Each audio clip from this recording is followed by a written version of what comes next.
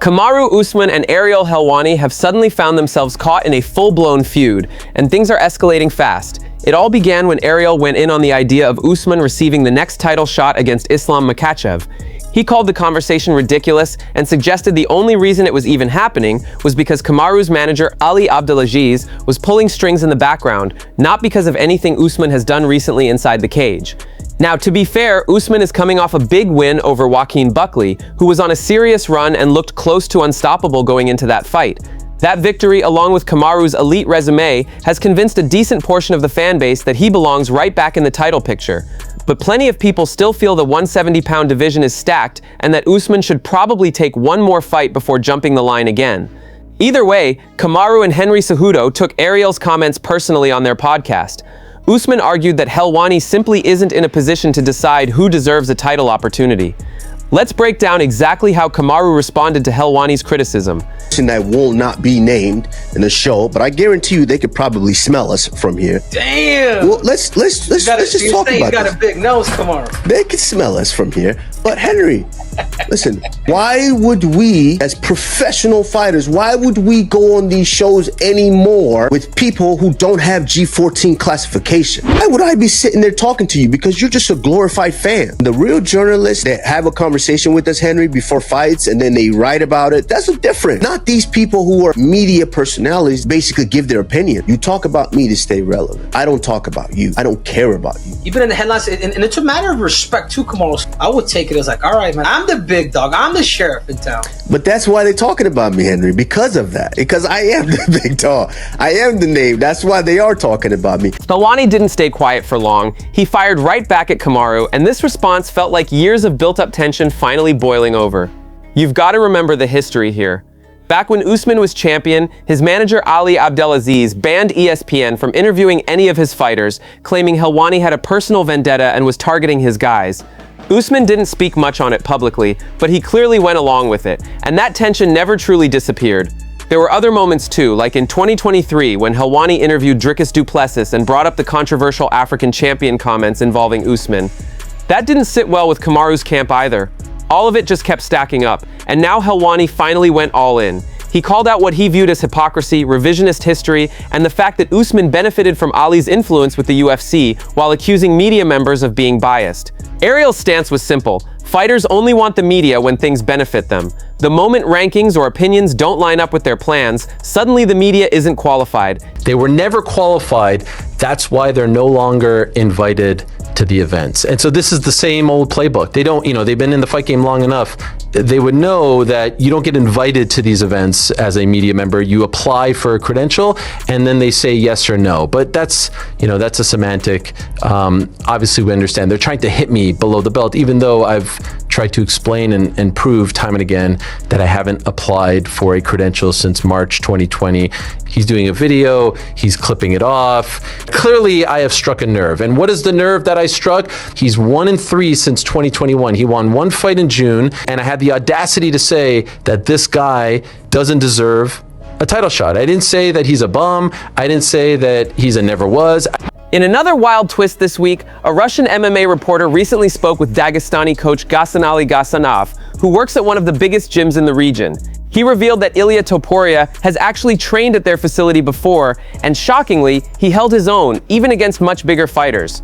According to the coach, when Ilia visited their gym, he didn't just spar with lightweights, he stepped in with larger fighters as well, and seriously impressed everyone in the room. He said he has extremely dense bones, his legs, hips, and back are incredibly strong. That's where his power comes from. He added that Topuria lifts massive weights and generates force from the ground up through his legs, which is why his punches are so dangerous. The coach claimed that he watched Ilia play around in sparring with Alex Pereira, and Pereira could absolutely feel those shots. The coach said with full confidence that Ilia could wobble anyone in the world, and anyone who thinks he can't hit hard because of his size is completely wrong. In a surprising twist, Michael Bisping is now the one making headlines for going after Tom Aspinall, and this caught a lot of fans off guard. For weeks, Bisping had been one of Tom's biggest defenders during the eye poke controversy. As a fellow Englishman and someone who has personally dealt with severe eye injuries, it made sense that he had Tom's back. But suddenly Bisping shifted his stance.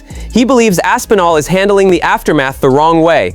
Tom has been posting frequent updates on social media, doctor visits, scans, medical explanations, documenting every step of the process to prove the eye poke was real and that the injury is legitimate. Bisping thinks this approach is actually hurting him. From his perspective, the more Tom posts, the more it looks like he's trying to convince people of something. Instead of clearing his name, it's adding fuel to the fire.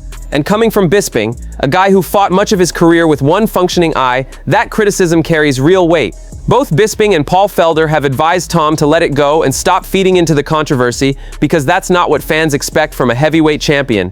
And you know what? There's like kind of like almost, I don't want to say feeling sorry for yourself, but like, you know, like allowing it to get to you and showing like the doctors and stuff. It's not what people want to see from the heavyweight champ. No one wants to hear that shit. No. People want to hear people be real, you know, and say, yeah, this is pissing me off. And you know what? I'm coming back. I'm on my doctor's case every day. When can I fight? When can I fight?